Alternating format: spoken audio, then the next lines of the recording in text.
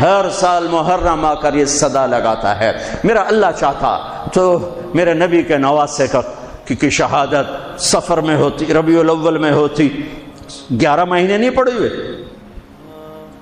ربیع الثانی میں ہوتی، جمادی الاولی میں ہوتی، جمادی الثانی میں ہوتی، رجب میں ہوتی، شعبان میں ہوتی، رمضان سب سے بہترین مہینہ رمضان میں ہوتی، شوال میں ہوتی، ذوالقعدہ میں ہوتی، ذوالحج میں، محرم میں کیوں رکھا ہے کہ ہر سال، ہر آنے والا سال ہم تو اندھے ہو کے گزر جاتے ہیں اپنے سال سے، اور جنوری کے سال میں سارے بیدار ہوتے ہیں، ٹھیک ہے، وہ بھی میرے اللہ کا بنایا ہوا ہے، یہ بھی میرے اللہ کا بنایا ہوا ہے، لیکن اس نے اس امت کی جھولی میں محرم کو ڈالا اور باقیوں کی جھولی میں جنوری کو ڈالا۔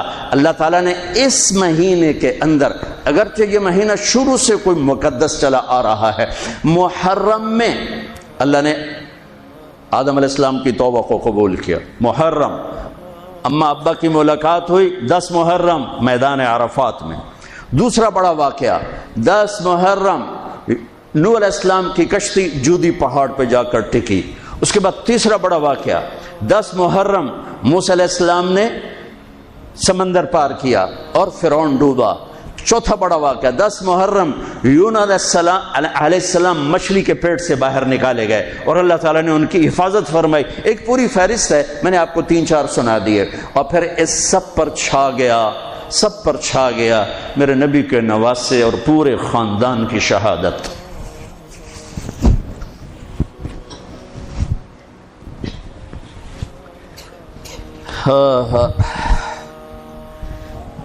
یہ کتنا بڑا خاندان ہے، پہلے یہ سنو۔ میرے نبی نے فرمایا اللہ نے ساری کائنات کو دیکھا، پھر ان سب میں سے عربوں کو چھانٹ کے الگ کیا، پھر سارے عربوں کو دیکھا، اس میں سے مضر کو چھانٹ کے الگ کیا، پھر سارے مضر کو دیکھا، اس میں سے قریش کو چھانٹ کے الگ کیا، پھر سارے قریش کو دیکھا، اس میں سے ہاشم کو چھانٹ کے الگ کیا، پھر ساری ہاشم کی نسل کو دیکھا، اس میں سے میرے اللہ نے میرا انتخاب کیا۔ انا خیرکم ابن و نفسا، میرے جیسا عالی نسب کوئی نہیں، میرے جیسا عالی خاندان کوئی نہیں۔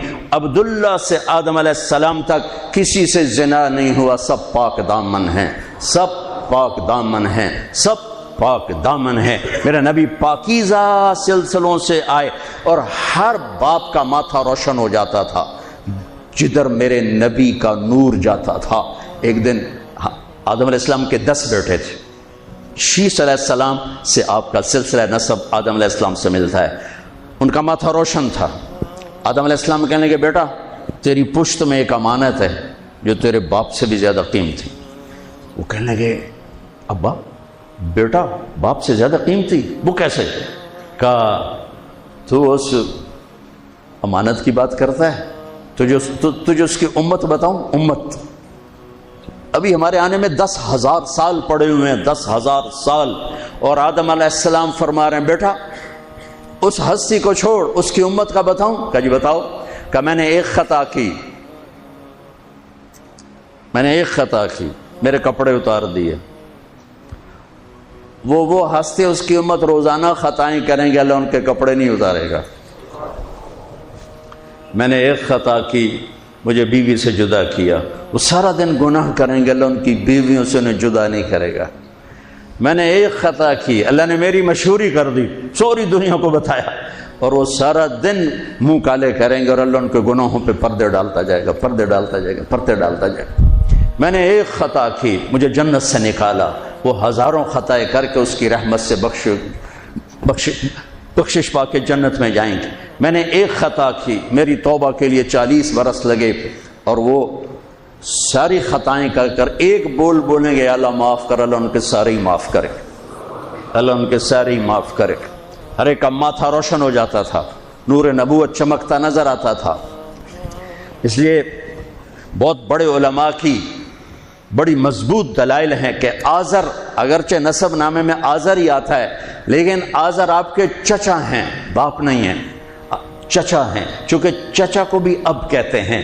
باپ کے لیے والد کا لفظ ہے، والد صرف باپ کو کہتے ہیں، اور اب چاچوں کو بھی کہتے ہیں، باپ کو بھی کہتے ہیں، دادے کو بھی کہتے ہیں۔ نعبد الہک و الہ آبائک ابراہیم و اسماعیل و اسحاق الہا واحدا۔ یعقوب علیہ السلام کی اولاد کہہ رہی کہ ہم آپ کے ابا کی کہ رب کی عبادت کریں گے کون؟ ابراہیم، اسماعیل، اسحاق، ابراہیم دادا، اسماعیل چاچا، اسحاق والد۔ وکان ابوہما صالحا، وہ میں نے دیوار سیدھی کر دی کہ ان کا باپ نیک آدمی تھا، ساتویں پشت کا دادا، اس کے لیے اب کا لفظ استعمال ہو رہا ہے، اب کا لفظ استعمال ہو رہا ہے۔ اور ابراہیم علیہ السلام بیت اللہ بنانے کے بعد دعا مانگ رہے ربنا اغفر لی ولوالدی۔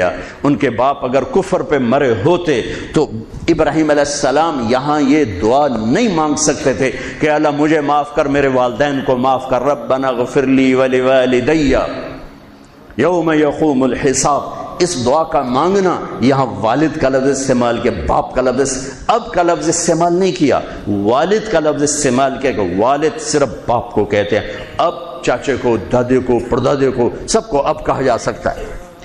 تو بڑے بڑے علماء کی رائے ہے کہ آپ کی نسل میں کوئی بت پرست نہیں آ سکتا، سب یا دین فطرت ہے یا کوئی یا ایمان ہے، یا دین فطرت بھی ایمان ہے کہ بت پرستی سے پاک ہیں۔ آپ نے کہا سعید بن زید کے والد تھے زید بن نفیل، تو اللہ کے نبی کے آنے سے پہلے انتقال کر گئے۔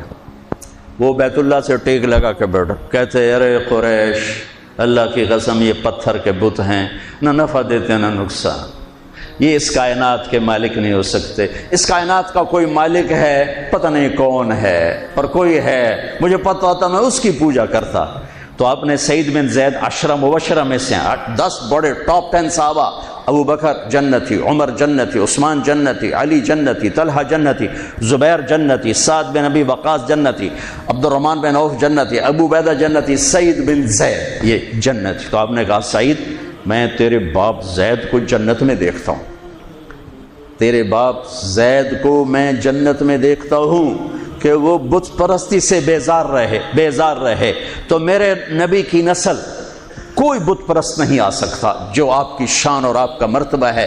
آپ کو سب سے عالی، اگرچہ محدثین آذر کا نام لکھتے ہیں اس میں، لیکن اب یہ تو قیامت کا دن ہی پتہ چلے گا، لیکن وجدان یہ کہتا ہے، دل کا یقین یہ کہتا ہے کہ میرے نبی کی نسل پاکیزہ ہے، ماتھے پہ نور نبوت آتا ہے۔ ہاشم بازار سے گزر رہے ہیں اور آگے یہودی عورت آپ کو دیکھتی مدینے میں، وہ کہتی ہاشم ایک رات گزارو گے میرے ساتھ، ایک رات گزارو گے میرے ساتھ؟ وہ فرمانے لگے میں عزت دار سردار آدمی، تو مجھے برائی کی دعوت دیتی، یہ کیسے ہو سکتا ہے؟ وہیں ان کی شادی ہو گئی حضرت سلمہ بنو نجار میں، جو عبد المطلب کی والدہ۔ 3-4 دن گزرے تو وہ عورت بازار میں ملی، تو آپ نے کہا کہ بی بی تو مجھے گناہ کی دعوت دیتی ہے تو شادی کر لے، وہاں تو شادیاں کثرت سے کرتے تھے، شادی کر لے۔ اس نے یوں دیکھا، کہنے لگی ہاشم مجھے غلط نہ سمجھو، میں بہت عزت دار ہوں، عزت دار ہوں، میں نے تیرے ماتھے پر آخری نبی کا نور دیکھا تھا، میرا جی چاہا وہ میرے پاس آ جائے، لیکن وہ تو سلمہ لے گئی، مجھے کوئی حاجت۔ دوسرا واقعہ آپ کے والد مبارک کے ساتھ پیش آیا، حضرت عبداللہ رضی اللہ تعالیٰ عنہ کے ساتھ پیش آیا۔ آپ بازار میں جا رہے ہیں، ایک عورت نے آپ کو دیکھا، کہنے لگی عبداللہ تیری جان بچنے پہ 100 اونٹ لگے تھے، 100 اونٹ، تو 100 اونٹ میں دیتی ہوں، ایک رات میرے ساتھ گزار لے، ایک رات۔ نور نبوت دیکھا تھا، نہیں میں عزت دار آدمی، میں یہ نہیں کر سکتا۔ بالکل دادے والا واقعہ پیش آیا۔ چند دن بعد حضرت آمنہ سے شادی ہو گئی، وہ نور نبوت ادھر منتقل ہو گیا۔ وہ بازار میں ملی خاتون، انہوں نے فرمایا شادی کر لے، تو اس نے یوں دیکھ کر کہا عبداللہ مجھے غلط نہ سمجھنا، میں عزت دار خاتون ہوں، تیرے ماتھے پہ آخری نبی کا نور تھا، وہ آمنہ لے گئی۔